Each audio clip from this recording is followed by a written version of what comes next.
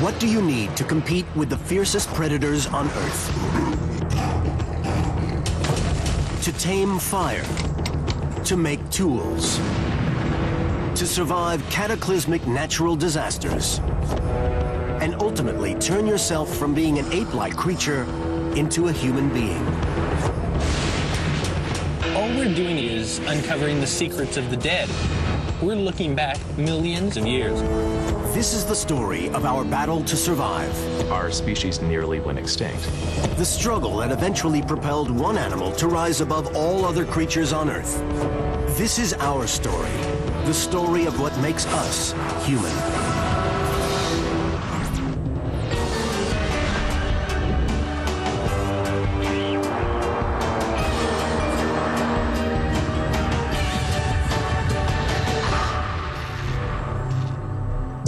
Naked Science has come to South Africa on a hunt to discover what makes us human.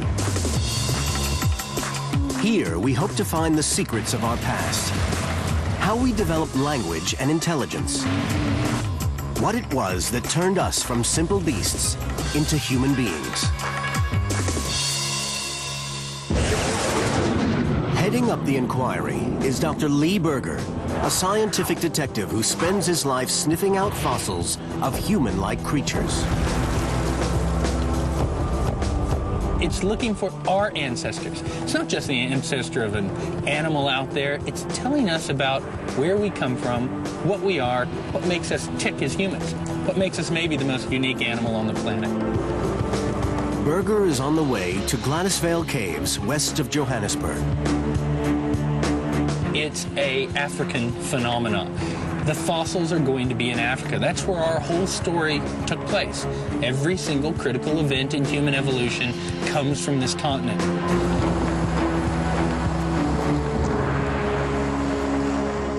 From fossils found in caves in this area, paleoanthropologists like Berger have unraveled the details of our past. Here we have, over the past 3 million years, probably the best record for everything from the origin of our big brains to the origin of fire to the early tools, right down through the evolution of modern humans. This is one of those extraordinary situations in the fossil record that you can only see here in southern Africa. Quite literally tens of thousands of bones packed together over millennium into one small area. Among the hundreds of creatures found buried in caves like this are the fossils of 3 early members of our family tree. One of them is our direct ancestor, early Homo sapiens. He walked the plains of Africa nearly 200,000 years ago. Yet he isn't the first creature to show human traits. Archaeological sites in Africa hold the remains of 2 other species that both had human characteristics. These 3 very different creatures have one thing in common. They all share at least one sign of being human. But this is no historical romance. It's a bloody and violent tale. Because only one of these creatures is our ancestor. Only one will survive to become modern humans. So let's meet our unusual suspects. First up is Australopithecus afarensis. It's a big name for a small guy with a little brain. And yet he managed an astonishing achievement. Nearly 4 million years ago, he stood up and walked on 2 legs. That, say some, is enough to make you human. But how does he compare to our next candidate, Homo erectus? He appeared about 1.8 million years ago. His brain is still only 2/3 the size of ours, but his gift to humanity is tool-making and the ability to control fire. So does he exhibit essential human traits? Finally, our third species is early Homo sapiens. They lived just 200,000 years ago. They look like us, have a brain the size of our own, but are still a long way from behaving like us. Upright strides, brain size, behavior. What factor is it that makes us humans human? And why did only one of these 3 species ultimately evolve? to become us. Our investigation begins with the oldest of them all, Afarensis. What is it that makes her different from the other apes that roamed Africa 4 million years ago? To answer that question, we have to go back to the 1970s. For decades, fossil detectives have searched obsessively for the smoking gun of human evolution. An ape-like fossil that will reveal when humans evolved away from apes. What they think they need to find is the fossil of an ape with a big brain. Ethiopia, 1974. Scientists unearth an intriguing fossil. They study the rocks where it's found and figure out it's about 3.2 million years old. When they reconstruct the skull, they find its brain is little bigger than a chimpanzee's. But when they examine the pelvis, they're stunned because it's incredibly similar to ours. This pelvis means the creature must have walked on 2 legs, just like us. It's a revelation. A few apes and other mammals will pull themselves up onto 2 legs, but only for short periods of time. Only humans can truly walk this way, what scientists call bipedalism. Bipedalism is the first trait we look for defining something in our family tree. The scientists of the 70s give their new species the scientific name Australopithecus afarensis, but they nickname it Lucy, after the Beatles song, Lucy in the Sky with Diamonds. The afarensis has many ape-like qualities. Due to her small brain, she survives on instinct rather than intellect. But her bipedalism frees up her hands, allowing her to hold things, and most importantly, scavenge for better food. This remarkable fossil proves the afarensis was walking upright, just like human beings today. But how vital is this amid the catalog of qualities that make us human? If we came face to face with afarensis today, would we consider her human? Or even a distant ancestor? Only bringing afarensis to life would answer that question. To do that, we travel to the world of feature film makeup artistry. In England, Nick Williams creates prosthetics for the film industry. Peter Elliott studies and acts out primate behavior for movies such as Gorillas in the Mist. Somehow, from this fossil skeleton, Williams and Elliott have to capture what afarensis might have looked like. To help them, they've called in Professor Leslie Aiello, one of the world's leading experts on ancient anatomy. The evidence we have comes in small bits and pieces. We've got a 40% complete skeleton there. And what's missing on one side is present on the other side, so you can mirror image it. And it allows us to understand the proportions of the whole body. Afarensis was smaller than a modern human, and this gives Williams and Elliott their first problem. The head was much smaller than ours, with a brain a third the size, about the same as a chimpanzee's. I mean, if I'd have the top of my head cut off, it'd be a lot easier, wouldn't it? I mean, look, the eye sockets are almost at the top of the head. One bone shows a protruding jaw, another challenge for the team. Because this would help us with this, bringing it forward, actually having that slope down. Yeah, bringing the whole sort of proboscis area forward. Which sort of helps knock and it gives you that line. Yeah, no, that's true. Do you think you'll be able to actually see when we open the mouth? Because its teeth will sit out here, won't they? Well, I was thinking sort of not so far, like literally on the edge of yours. Right, so right. Sort of quite close. From anatomical diagrams, Williams constructs an afarensis muzzle, half human, half ape. Yeah, it feels pretty good, actually. Not touching glasses, so I think it's no pain, no gain. The completed afarensis jaw transforms Elliott's modern human head. Williams builds in animatronics to control the mouth movements. Then covers the wire and tape skeleton with rubberized flesh. Aiello watches entranced as our distant relative comes to life. It really helps to inform our hypotheses about these early ancestors. If we actually see them with the flesh on, what the face might have looked like, what the movements are based on some of our non-human relatives. But there's something missing. If Peter Elliott is going to portray Afarensis accurately, he needs to know exactly how it walked.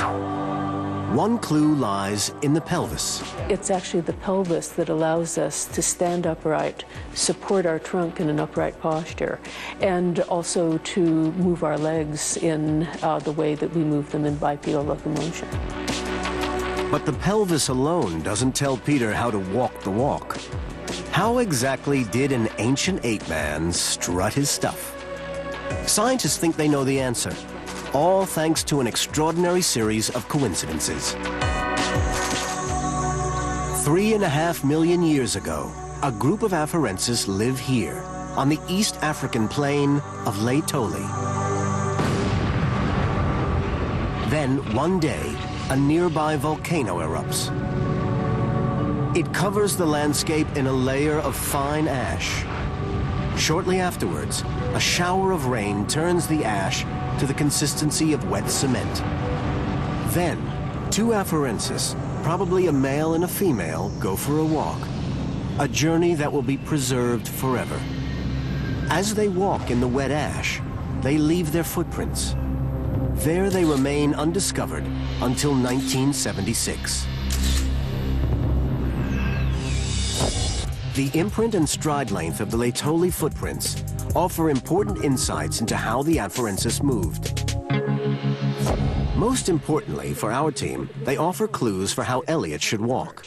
And, and it looked like they were rolling the weight around and pushing off with their big toe like we do. Yeah, because of course they've got that bigger, that extended big toe. Yeah, and so it's, you know, it's how much they did it. It always felt right to actually change your weight more from side to side. Knowing that the Afarensis still had many ape-like characteristics, the team based eye and skin color on those of an ape.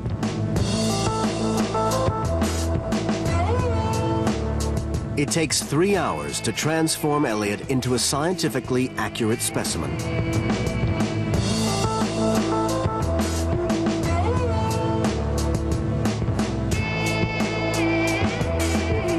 Finally, he's ready to meet his public. Coming up on Naked Science, a 4-million-year-old ape man runs loose on the city streets. How early human-like creatures made stone tools. And how modern butchers put 2-million-year-old knives to the test. You can see there that slices that beef.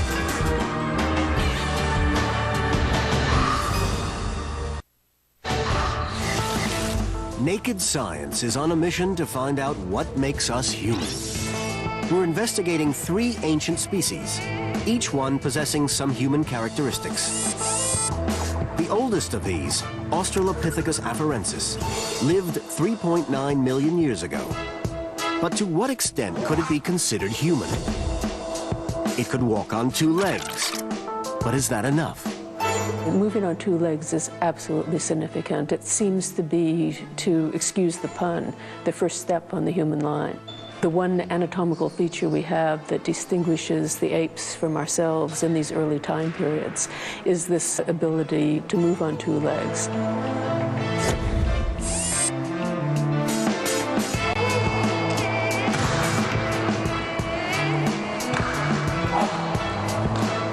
It's great fun to see somebody trying to recreate an afarensis because the recreation is actually based on the science. About 4 million years ago, this creature stood upright. With agile hands now freed from walking duties, he was more human-like than any creature that had gone before. But just how human was an afarensis? We want to know if the man and woman in the street would recognize any shadow of themselves in this long extinct creature.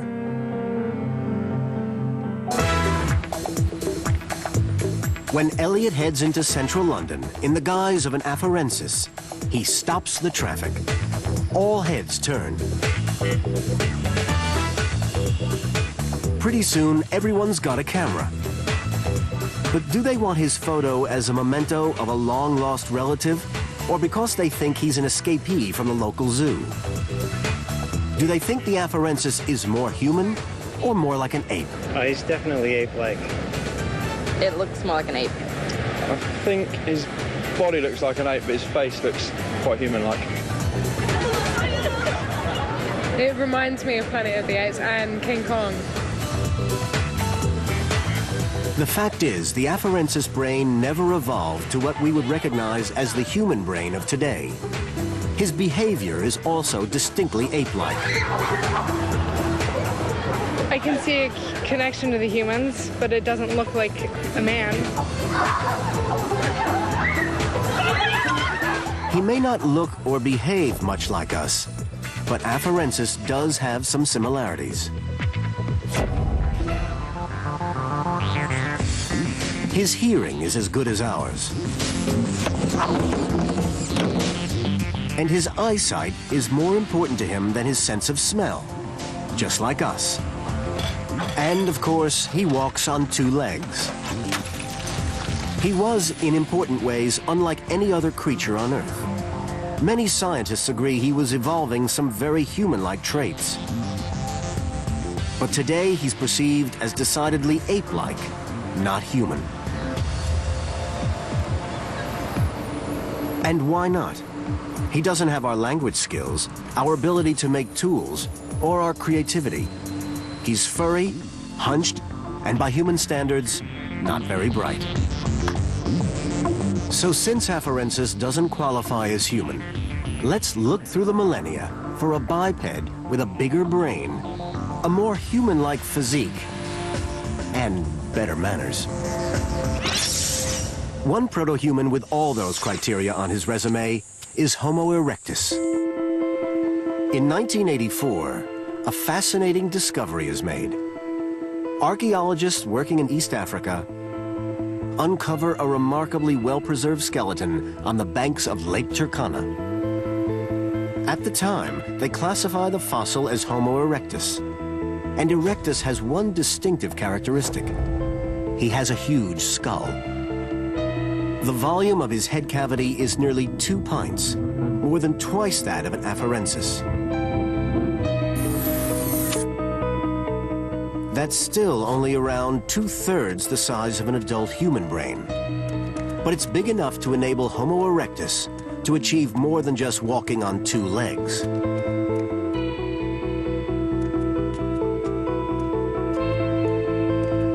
It's about 1 million years since afarensis died out, and Homo erectus is leading a very different lifestyle, one that would prove extremely successful. Afarensis walked the Earth for 1 million years. Homo erectus, however, walked the Earth for almost 2 million years before he became extinct. That's 17 times longer than we've survived so far.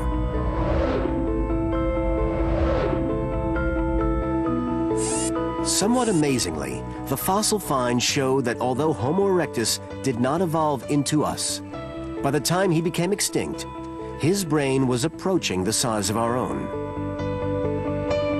But just how did Homo erectus develop such a big brain? Once again, the fossil detectives hold the clues.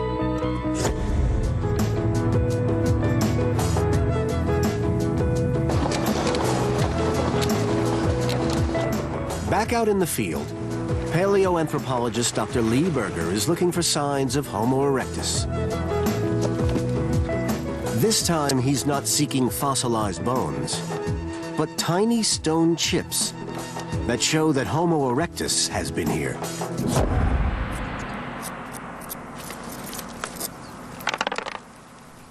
There's no greater moment than when you see a tool for the first time. That's an extraordinary moment in the life science. Makes it all worthwhile. These tools of Homo erectus are the mother of all inventions. Using tools like these, Homo erectus can butcher meat, and in doing so, change his diet. The protein this provides is like rocket fuel for the brain. Over time, it powers the brain to evolve and grow. A large brain is one of the characteristics that defines humans, and tool-making is one of the driving forces of our evolution. 1 million years before Homo erectus, Afarensis might have picked up a rock to smash things, but there's no way he had the brain power to actually make a tool. Scientists know that Homo erectus has a bigger brain. Can his basic level of intelligence be considered a human characteristic? To find out, we traveled to the Stone Age Institute in Indiana.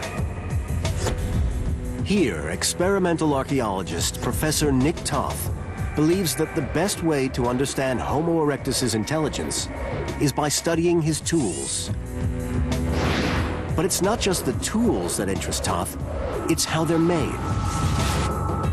The more we understand how these tools were made, and especially how they were used, I think we get great insights into how our ancestors evolved.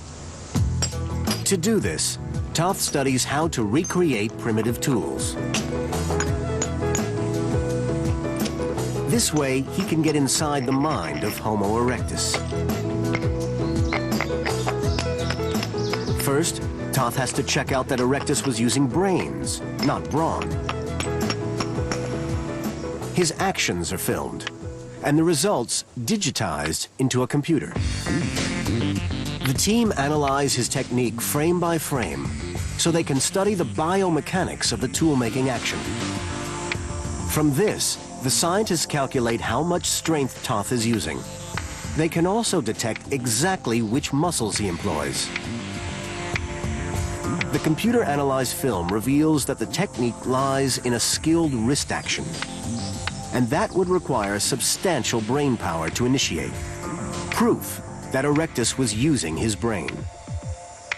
By making the tools himself, Toth discovers things that the fossil record can't tell us. The number of decisions the Homo erectus must have made with each strike of the stone, the force of his blows, and the angle of impact. These are just some of the factors that he has to consider. When you're making a sophisticated stone tool, you're making thousands of decisions. And I'm amazed that our ancestors were able to do this. It tells us something about their intelligence and the evolution of intelligence and cognition in the fossil record. Toth now knows that Homo erectus was beginning to solve problems, another feature of the modern human brain. But just how effective is his handiwork? One way of finding out is to compare the tools of Homo erectus to those we use today.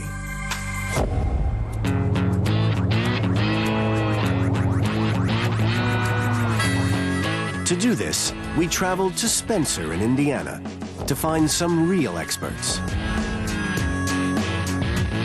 Stephen and Louis Fender are butcher brothers. Their normal tool of choice, the very sharpest of metal blades. With their modern blades, the butchers can cut an 800-pound steer into steaks in just 60 minutes. But today they're stepping 1,000,000 years back in time to check out the stone tools of Homo erectus. So how will they fare?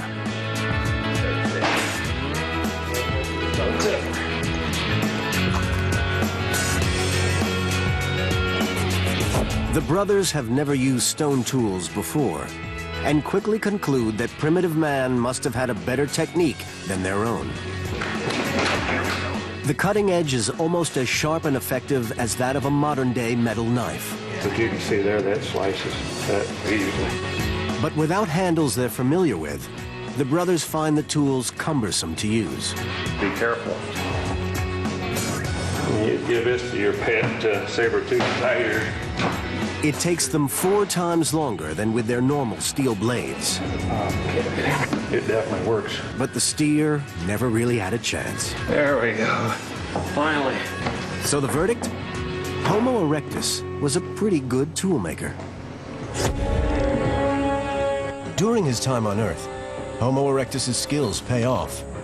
His brain grows by 20%. But even armed with these tools and a bigger brain, Homo erectus still faces a battle to survive.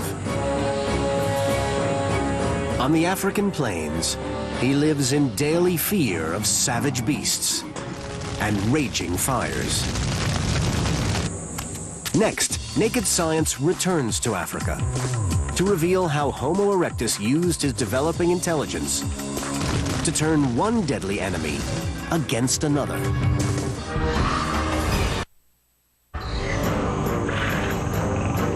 Naked Science goes to Africa to find out what it is that makes us human. Nearly 2 million years ago, Homo erectus possesses an essential human trait, a bigger brain than his ancestors, and more brain power. But is that really enough to mark him out as different to the rest of the animal kingdom? Some scientists think it is. The evidence comes from the way our ancestor used his intelligence in a battle to survive. But what if the battle is so uneven that success is all but impossible? What if your opponent has longer teeth, can kill in a single bite, and can outrun you at every turn? This is what Homo erectus faces: the leopard. One man who understands the leopard's deadly power is Brian Jones, who rescues them and rehabilitates them into the wild. To me, leopards are the most dangerous animals in Africa. He's short-tempered and can fly into you. Leopards have always been a threat to humans. You don't want to get on the wrong side of a predator like this, and nor did Homo erectus. It would mean a terrifying, grisly death. When leopard hit you, really, they mess you up. He scalps you. He puts one paw over, he rips your scalp off, and his back legs grab your stomach and rips you. Unless our early ancestors developed an effective means of protection, they would have been perfect prey for the leopard. In fact, they were. Dr. Francis Thackeray of Pretoria's Transvaal Museum in South Africa has the evidence found in this cave system. They actually have skulls of ape men, and there are in fact 2 holes in the skull, and the distance between holes matches the distance between the tips of the canines of this leopard. And rather like detectives at the scene of a crime, we could see that this was a specimen killed by a leopard. So this proto-human met a horrific death in the jaws of a leopard. Homo erectus lives in constant fear of such attacks. He can't outrun the beasts or stand any chance in a fight. But he does have one advantage over the leopard: his bigger brain.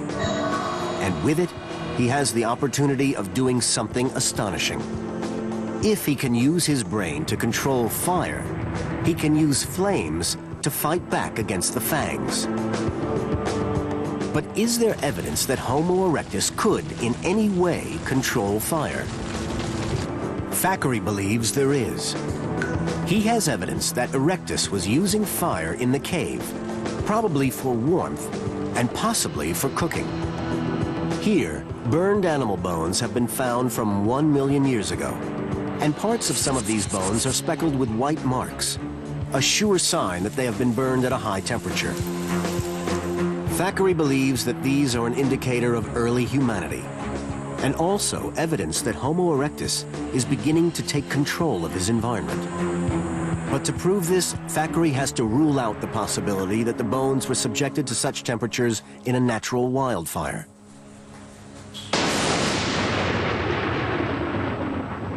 Lightning strikes southern Africa. The landscape's set ablaze. Bushfires rage out of control. These fires are incredibly powerful. It would have been the same in the time of Homo erectus.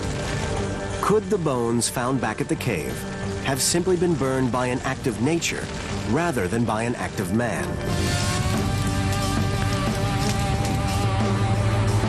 To investigate, we enlist the help of Chris Austin of South Africa's Working on Fire program.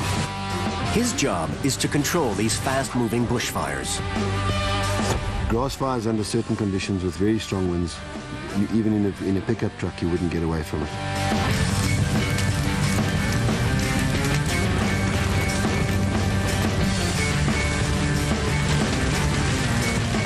Austin knows the fires are fast enough to trap an animal. But are they hot enough to create white specks on the bones? To find out, Austin plants an antelope carcass in the path of the flames. Go on, Echo,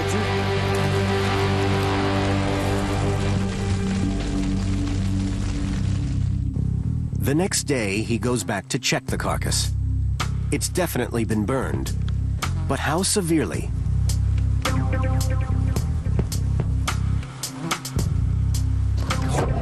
The bones are charred, but look nothing like those found back at the cave.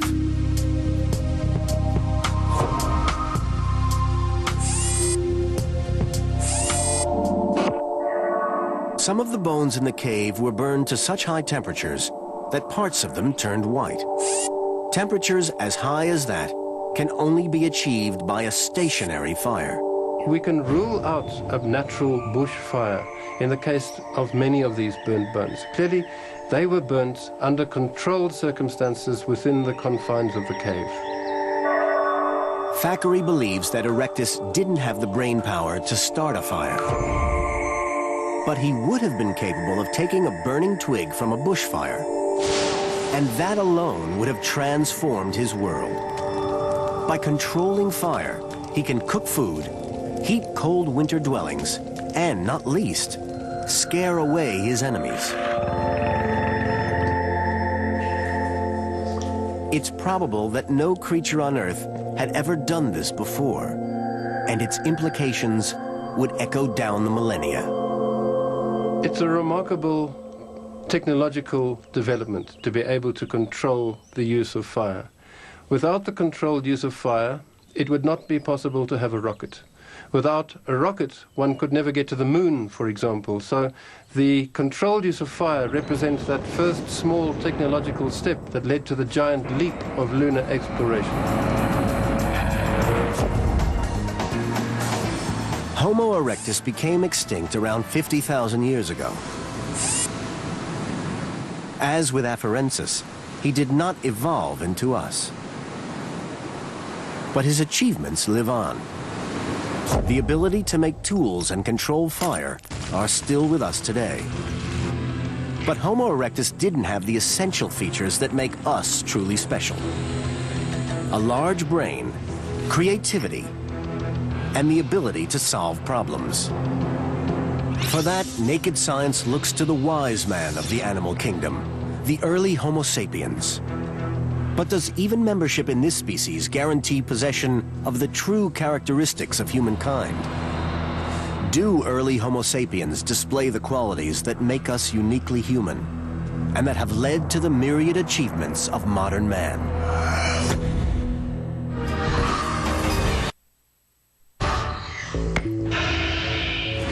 So far in our incredible journey to discover what it is that makes humans human, we've looked at Afarensis, a creature that walked on two legs, and Homo erectus, who took advantage of his larger protein-powered brain to make tools and figure out how to control fire. Afarensis and Homo erectus show some obvious human traits with their abilities. Yet still they lack a fundamental characteristic that defines what it means to be a modern human. To appreciate what that is, we turn to our own species, Homo sapiens. The translation from the Latin name must surely give us hope. It means the wise man. One of the key characteristics of our species is a whopping 3-pint brain. That's bigger than that of an Afarensis and an Erectus combined. And it's this relatively huge brain that helps us achieve things no other species can. Through millions of years of walking upright, using hands, and eating meat, the brain of our distant ancestors evolved to become larger and larger. Eventually, our species was born.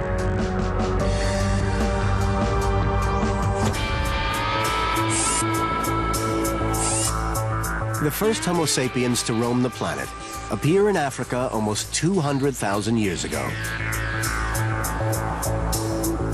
So can they claim to possess the essential traits that make us human?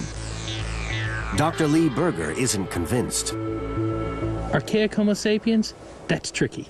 You're right there at 200, 250,000 years on the cusp of modernity. But they still aren't quite us yet. For scientists like Berger, just belonging to the Homo sapiens species is not enough to qualify as human. So what is the big difference between us and our ancient forefathers?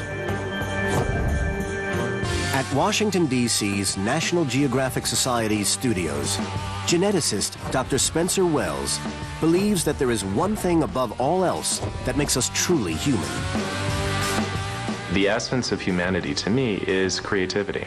It is the ability to envision things that aren't there and to make them happen. And that probably, or quite possibly, involved a language. We are our brains. Our brains define us. And in fact, it's the only tool that we really have as a species. It's the thing that makes us adaptable. And we adapt very quickly culturally because we have this amazing brain. But is this amazing creative imagination something we've always had as a species? So far, there's no evidence that early Homo sapiens had any great level of creativity. His tools were still primitive. There's no sign of pottery or cave paintings. And any language he had was probably very basic. They're on the path toward humanity. These human-like creatures, they were very similar to us in lots of ways, but they weren't fully modern. They weren't what I would call human. But then something happened, something astonishing. Somewhere around 60,000 years ago, Homo sapiens changed. They acquired the ability to talk, create, and control the world around them. We see a sea change in the way people made their tools, and we see the beginnings of art, the blossoming of true human creativity, possibly modern language. It was a great leap, as anthropologists call it. It was a change from being fairly primitive culturally to being fully modern, to being the way we are today. But what was it that caused Homo sapiens to make this huge transition? What could have happened to accelerate human progress to such an extent that in less than 75,000 years, we went from being little more than primitive cavemen? To find out, Naked Science travels 74,000 years back in time to look at a cataclysmic disaster. Are modern humans the result of a volcano that nearly destroyed us?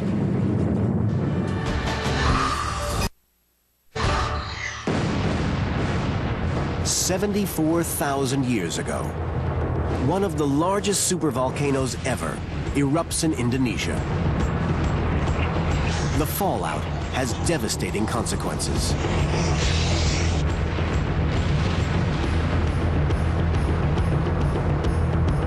Over the next 1,000 years, the world's climate changes beyond all recognition.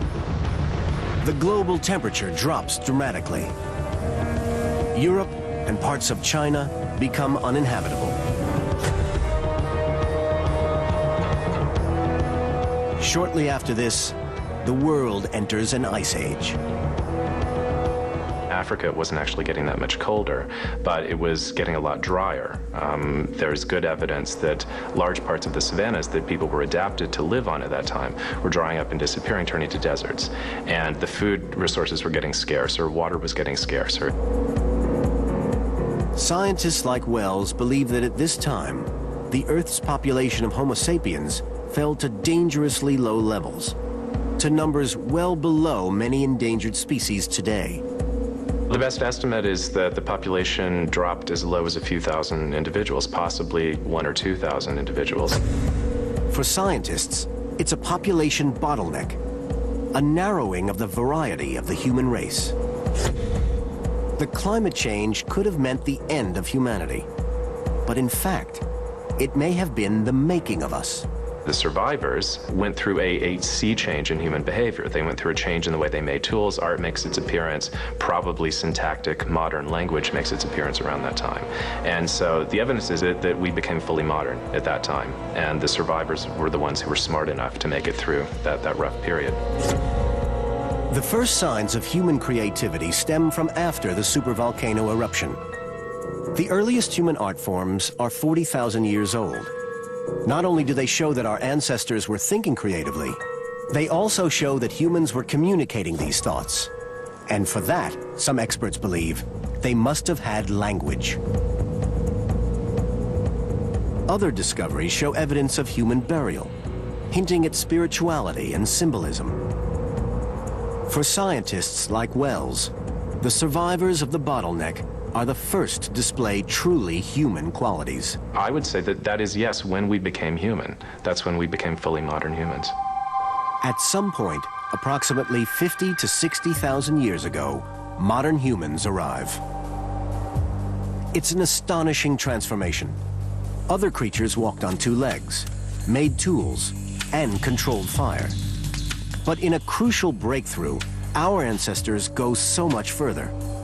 By thinking ahead, planning, communicating, Homo sapiens lift themselves above all other species on Earth and become modern humans. But when exactly did this happen and where? In a quest to answer these questions, Spencer Wells has turned to the genetic evidence that lies within all of us. Effectively, everybody is carrying around a history book in their blood, in every cell in their body. In his bid to unravel our past, Wells travels the world in search of some of the most isolated communities. He takes blood samples and studies the DNA they contain. What he is looking for are tiny variations in the genetic code called mutations. These can occur when copying mistakes are made, as DNA is passed from one generation to the next. Over many generations, these mutations build up. They act like a kind of molecular clock, enabling geneticists to estimate how old a species is. By analyzing the DNA he has collected, Wells and his colleagues make an astonishing discovery. Everyone on Earth, it turns out, has a common origin. We are all descended from one man, a survivor of the bottleneck. And he lived around 60,000 years ago. Even more astonishingly, genetics gives us a clue as to how our ancestors may have looked. From the DNA gathered around the world, scientists believe they have tracked down the oldest tribe on the planet. This research brings Wells to Africa, the cradle of humanity. He's here to meet the San people of the Kalahari Desert.